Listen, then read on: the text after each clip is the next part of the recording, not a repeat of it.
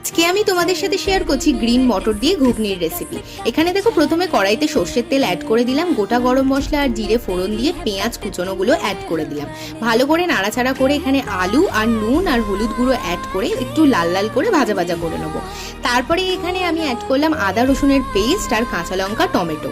আর এখানে আমি সব গুঁড়ো মশলা অ্যাড করে দিলাম, ভালো করে নাড়াচাড়া করে তারপরে আমি এখানে কিন্তু একটু জল অ্যাড করছি আলুগুলো একটু সেদ্ধ হওয়ার জন্য। তারপরে দেখো এখানে গ্রিন মটরগুলো অ্যাড করে দিলাম, অ্যাড করে ভালো করে নাড়াচাড়া করে একটু ঢাকা দিয়ে রাখবো আর কি। তারপর লাস্টে এখানে আমি গরম মশলা ছড়িয়ে দেবো আর ভালো করে নেড়ে নিলেই কিন্তু আমার গ্রিন মটরের ঘুগনি কিন্তু একদম রেডি হয়ে গেছে, তোমরা দেখতেই পাচ্ছ।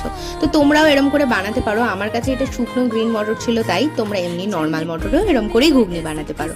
তো চলো আবার নেক্সট ভিডিওতে দেখা হচ্ছে।